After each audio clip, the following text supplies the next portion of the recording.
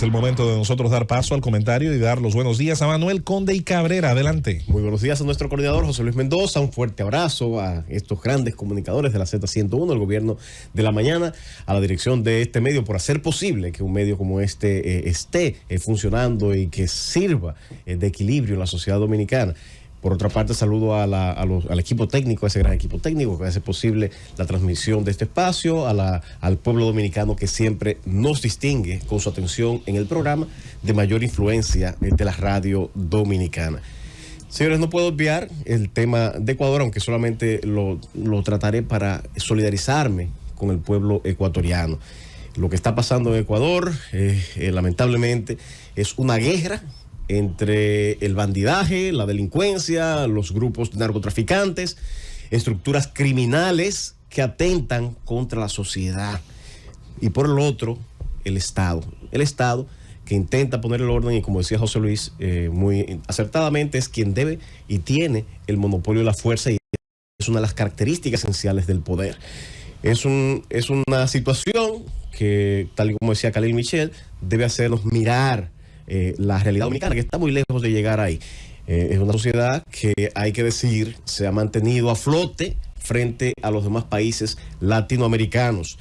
Pero así como cayó Ecuador, también, como decía Khalil, tenemos que poner la barba en remojo y hacer todo lo necesario, no solamente por no vernos en el espejo de Ecuador, por no vernos en el espejo de Nicaragua, por no vernos en el espejo de lo que llegó a ocurrir en Argentina y en otros, en el caso también de Perú, en Bolivia, que están en condiciones realmente lamentables, el mismo caso de Cuba, que es un país en el que no se tiene ningún tipo de libertad. Es algo a toda la sociedad. Y especialmente a la clase dirigencial en el sector empresarial y en la parte política. A la parte política es a la que se le endilga mayor responsabilidad, porque al fin de cuentas es la que tiene a cargo la mayor parte de las decisiones. Ahora bien, ese deterioro de la sociedad ecuatoriana no es un tema solamente de que ha crecido y crece la delincuencia. Yo veo en ese deterioro, sobre todo como germen esencial del deterioro de una sociedad, la corrupción a todos los niveles.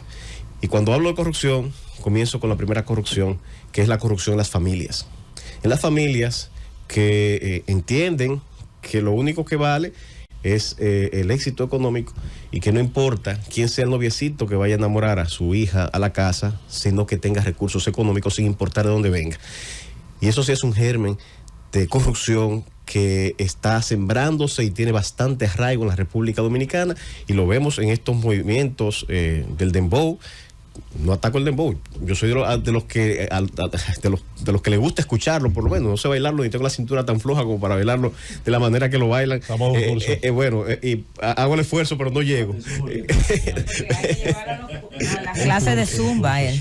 Sin embargo, toda esa cultura que gira en torno a ese movimiento es la que quizá no compartimos. Esa cultura del dinero fácil, de que no importa cuál sea la manera, pero hay que conseguir alcanzar ciertos bienes materiales, y que al fin de cuentas la meta fundamental de toda jovencita es conseguirse a un señor que tenga dinero, no importa sea quien sea, cómo lo adquirió, o que le doble, lo triplique la edad. O sea, si su decisión personal es casarse con un hombre que le lleve 50 años, es su decisión. Ahora, que se promueva desde la familia, eso es parte del germen de la corrupción. Por igual, esa corrupción que se da en las elecciones, no la corrupción de Estado, que esa viene ahora, sino la corrupción en la que los ciudadanos deciden votar por alguien, no por lo que piense, no por lo que proponga, no por su trayectoria profesional, social o política, sino por el picapollo, sino por los 1,000 pesos que le da, o por la receta que le resuelve,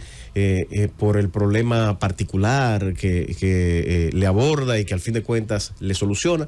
En fin de cuentas, esa corrupción que tiene que ver con el clientelismo es una corrupción que lleva precisamente a ese tipo de sociedad que estamos viendo en Ecuador.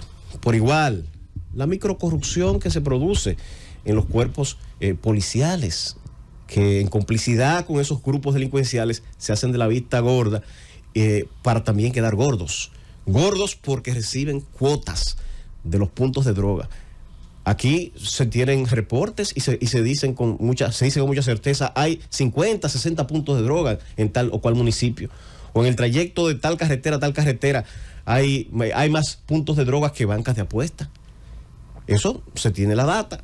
E inclusive se da la convivencia de puntos de droga en el mismo edificio que destacamentos policiales. Entonces, esos son los tipos de complicidades y corrupción. Y alrededor de escuelas. Son los tipos de complicidades que llegan a deterioros de esa naturaleza. El otro tema, el otro aspecto de la corrupción, los juegos de azar. Y yo no soy aquí santo. Cada quien es libre de jugar y hacer lo que entienda, pero en el marco de la regulación que establece el Estado. Y todavía, aunque se ha intentado corregir, sigue la perversión de más bancas de apuesta por espacio de territorio que lo que existe en escuelas. Es más, existen más bancas de apuesta que colmado. No hay un espacio, un lugar de la República Dominicana donde no exista una banca de apuesta. Al lado de una escuela, al lado de una academia de música. Óyeme, no hay un espacio del territorio nacional en el que no se alcance esa banca. Y lamentablemente, a pesar de que existen regulaciones, la mayor parte de ellas son ilegales.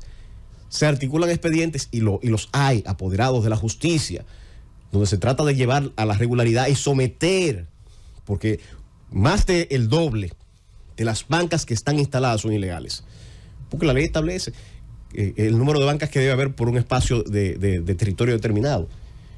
Pero eso promueve juegos a veces y expone a los juegos a niños, a adolescentes que no están preparados para tener la suficiente entereza para no exagerarse o no excederse en los juegos.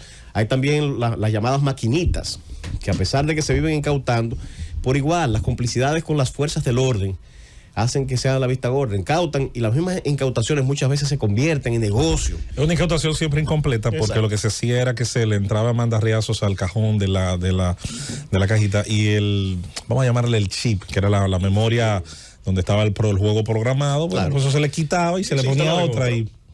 claro, entonces todo ese tipo, ahí me refiero a la micro corrupción y aquí me puedo pasar el día entero mencionando esa micro corrupción, esa flexibilidad, ese abrazo que le damos a todo eso que viene de esas actividades, a ese narcotraficante que llega del exterior y que por la bendición de tener una buena jipeta, recursos económicos, inversión, lo recibimos con los brazos abiertos y lo convertimos no solamente en héroes de la sociedad en la que nos movemos, sino que lo convertimos en diputados, lo convertimos en senadores y le damos el privilegio frente a ese activista social, ese activista político que tiene toda la vida haciendo el bien por la sociedad.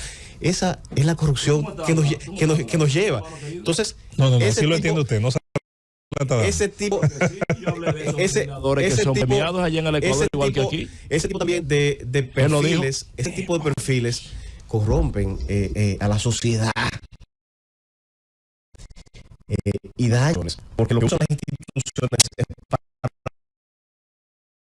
lavar sus nombres. Se ha lavado de nombres, hay lavados de figuras.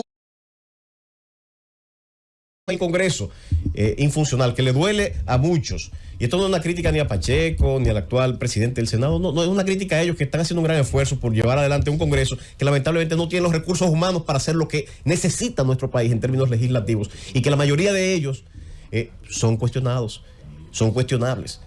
Esa es una situación de las que genera y deriva en ese tipo de sociedades violentas. Por eso, particularmente, y ya yendo al otro plano, que es la gran corrupción, para aquí concluir, aquellos que se oponen al discurso contrario a la corrupción, que es la corrupción, la macrocorrupción, la que se genera en las grandes empresas, en las empresas privadas también, en el sector público. Esa corrupción, esa es la peor de todas, porque genera un mal ejemplo desde arriba para que esos que he dicho ahora, esas corrupciones, microcorrupciones, se amplifiquen y encuentren amparo en esas actividades desviadas de los que tienen la dirección del Estado. Yo siempre digo, si el papá no tiene una conducta ética, la mamá no tiene una conducta ética, los hijos van a andar como ratones en una casa sin gatos. Entonces, en esta sociedad hay que mantener ese discurso ético, tratar de imponerlo, a diferencia de lo que decía nuestro amigo aquí, Khalil Michel, y termino con lo que él comenzó. Qué bueno que tenemos una ley de compra y contrataciones, que poco a poco ha ido poniendo orden. Y a pesar de ella, ha habido intentos de violarla y la han violado. Lo que tenemos que tratar de hacer es que se cumpla, que aquellos que la han violado se sometan al régimen, que tratemos de perfeccionarle aquellas cosas que la ley no funciona, hacerlas que mejoren, lógico, pero no para flexibilizarla a fines de que la corrupción campee en la República Dominicana, porque al fin de cuentas, aunque no es la única causa, aquello que lleva al deterioro de una sociedad y lo lleva a eso que estamos viendo a Ecuador, es precisamente la corrupción que se produce desde esa microcorrupción que explicaba al inicio de mi comentario y esa macrocorrupción que corroe toda la sociedad. Llévatelo, Cundo.